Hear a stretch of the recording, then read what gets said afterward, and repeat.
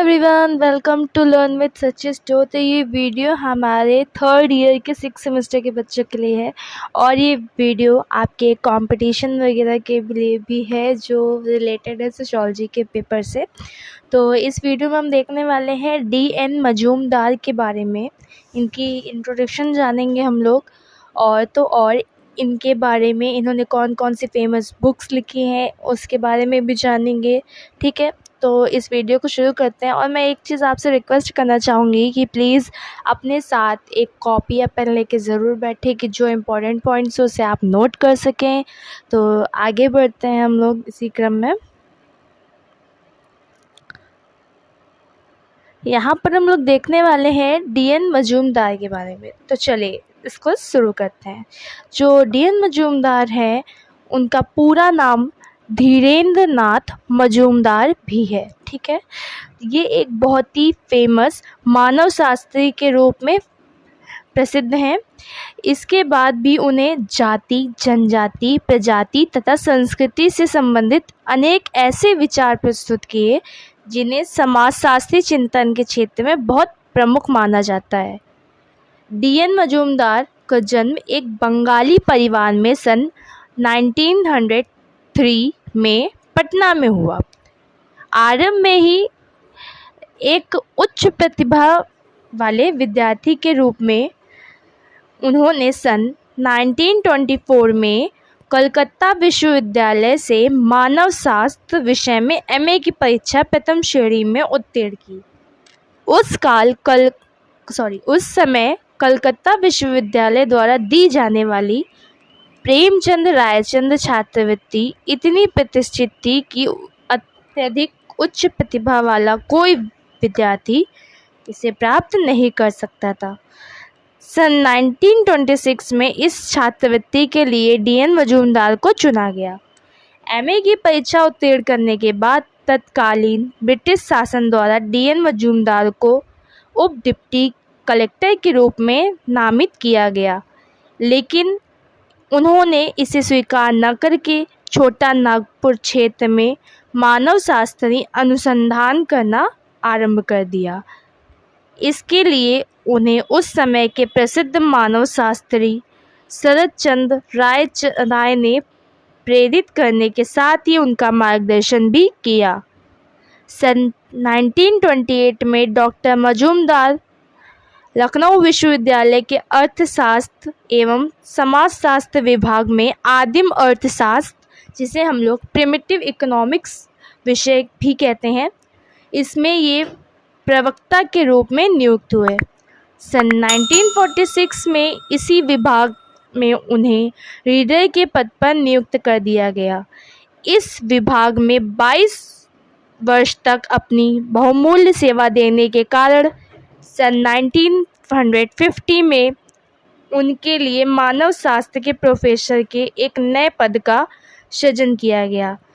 इस पद पर नियुक्त होने के बाद डॉक्टर मजूमदार के प्रयत्नों से लखनऊ विश्वविद्यालय में 1 वर्ष के बाद ही पृथक मानव शास्त्र विभाग की स्थापना की गई तथा प्रोफेसर मजूमदार इस विभाग के संस्थापक अध्यक्ष बन गए। सन 1916 में अपनी मृत्यु के समय तक वह मानव शास्त्र विभाग के अध्यक्ष होने के साथ ही कला संकाय के डीन भी रहे।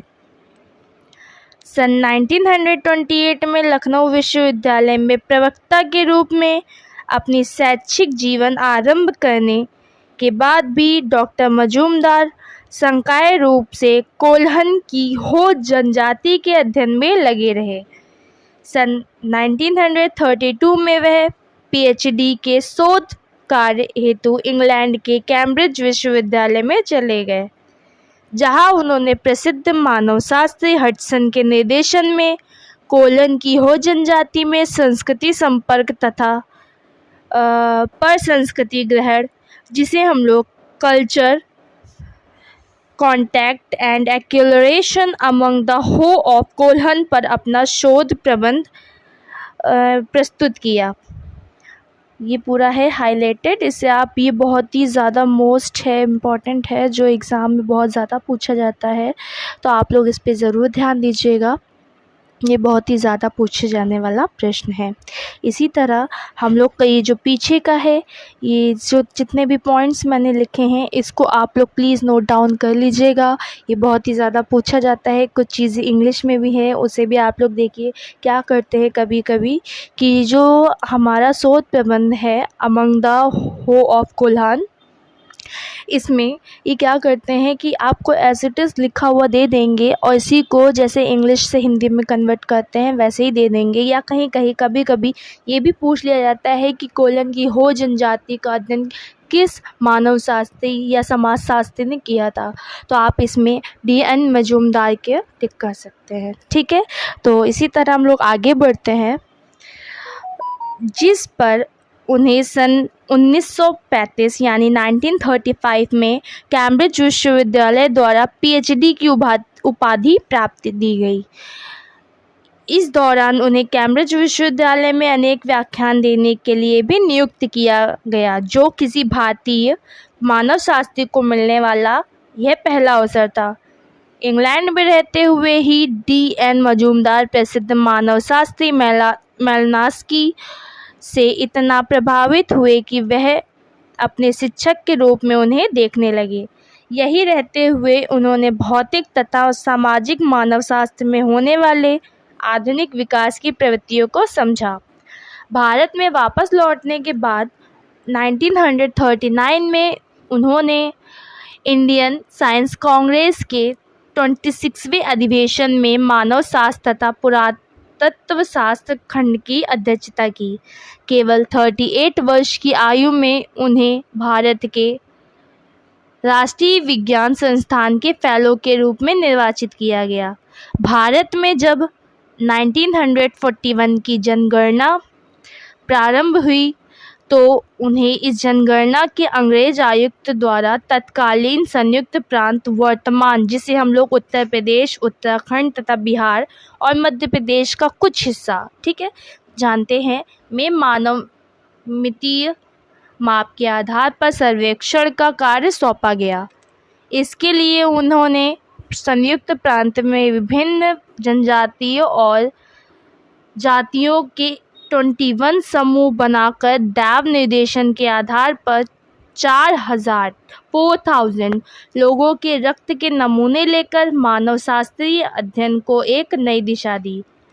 इसके बाद उन्होंने बंगाल तथा गुजरात में भी इस तरह के अनेक अध्ययन किए। प्रोफेसर मजूमदार का अध्ययन विभिन्न समूहों की जातीय विशेषताओं तक ही सीमित नहीं था, बल्कि उन्होंने भारत की विभिन्न जनजातियों तथा जातियों के अध्ययन में भी व्यापक रुचि ली। अपनी पीढ़ी के मानवशास्त्र में वह ऐसे पहले अध्येता थे जिन्हें देश के विभिन्न हिस्सों के लोगों के बारे में व्यापक जानकारी थी। जनजातियों पर किए जाने वाले अध्ययनों में उन्होंने छोटा नागपुर की हो जनजाति तथा जौनसर बावर की खस जनजाति का अध्ययन किया। इसके अतिरिक्त थारू, कौरवा, कुकी, मुड़िया, भील एवं नागा जनजाति का भी अध्ययन करके उन्होंने उन पर अनेक शोध पत्र प्रकाशित किए।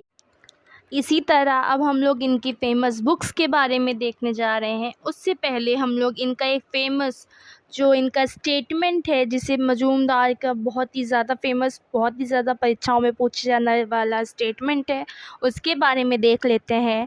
तो यहाँ पर मजूमदार के अनुसार जाति एक बंद वर्ग है। अब जाति एक बंद वर्ग क्यों है, इसको देख लेते हैं। जाति की परिभाषा में मजूमदार ने जाति को बंद वर्ग कहते हुए यह बताया कि जाति एक ऐसा वर्ग है जो बंद है, अर्थात जन्म लेते ही हमने जिस जाति में जन्म लिया है उसे बाहर नहीं जा सकते। जैसा वर्ग में अन्य वर्ग का चयन व्यक्ति पर निर्भर करता है। इसी तरह हम ये बता दें कि मान लीजिए कोई व्यक्ति हिंदू है, ठीक है, तो वो अपनी दूसरी जाति में नहीं कन्वर्ट हो सकता क्योंकि वो उसकी जन्मजात नहीं है। जन्मजात जाति वो होती है जिसमें हमने जन्म लिया है। मान लीजिए हमने ब्राह्मण में जन्म लिया है तो हम लोग ब्राह्मण ही रहेंगे और हम लोग क्रिश्चियन नहीं बनेंगे, ठीक है। तो अपने मन से हम लोग जाति को कन्वर्ट नहीं कर सकते हैं, ये एक जन्मजात होती है, इसलिए जाति को एक बंद वर्ग कहा गया है। इसी तरह हम लोग आगे बढ़ते हैं। यहाँ पर हम लोग D.N. मजूमदार की फेमस बुक्स के बारे में देखेंगे। तो इनकी जो फेमस बुक्स हैं उसके बारे में देखिए। तो हमारी फेमस बुक है डॉक्टर D.N. मजूमदार की पहली पुस्तक, जिसे कहा जाता है वो है अ ट्राइब इन ट्रांजिशन, एक जनजाति का अंतर परिवर्तन, जो कि 1937 में प्रकाशित हुई, जिसे J.H. हट्टन जैसे प्रमुख मानव शास्त्री ने भारतीय नृजातीय साहित्य को एक नया मोड़ देने वाली पुस्तक के रूप में इसकी प्रशंसा की। भारत के जनजातीय तथा प्रजातीय अध्ययन पर उनकी प्रतिभा को देखते हुए सन 1942 में भारत सरकार ने उन्हें ICS के लिए चुने गए अधिकारियों को मानव शास्त्र पर व्याख्यान देने के लिए मसूरी के प्रशासनिक प्रशिक्षण संस्थान में आमंत्रित किया।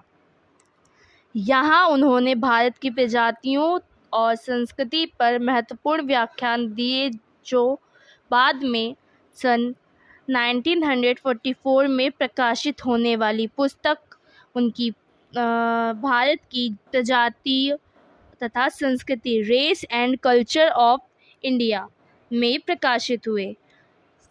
ईयर 1946 में उन्होंने नागपुर विश्वविद्यालय द्वारा श्री महादेव वाथोडकर फाउंडेशन व्याख्यानमाला के लिए आमंत्रित करके उन्हें विशेष सम्मान दिया। उनके यह व्याख्यान सन 1947 में उनकी पुस्तक मैट्रिक्स ऑफ इंडियन कल्चर में प्रकाशित हुए। इंग्लैंड के अतिरिक्त उन्होंने हॉलैंड, इटली, फ्रांस आदि देशों में भी विभिन्न संस्थानों तथा विश्वविद्यालय में अनेक व्याख्यान दिए। इसके बाद अब हम लोग आगे बढ़ते हैं। एक इनकी फेमस पुस्तक और है, जो कि है the fortune of primitive tribes of UP, Uttar Pradesh का आदिम जनजाति का भाग्य, जिसको इन्होंने 1942 में लिखा था।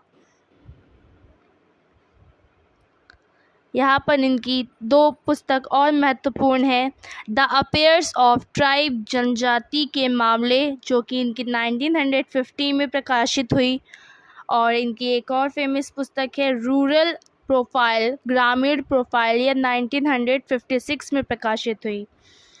और इसके अलावा इनकी कुछ और पुस्तकें भी हैं जिसको हम देख लेते हैं, जिसमें है caste and communication in an Indian village, जो इनकी 1958 में प्रकाशित हुई, contours of industrial city, social survey of Kanpur, जो इनकी 1960 में प्रकाशित हुई। और इनकी जो मृत्यु थी वो हुई है 31 मई 1960 में इनका मृत्यु हो गई। तो अगर आपको मेरी वीडियो अच्छी लगी so please like, subscribe and share, and thanks for watching.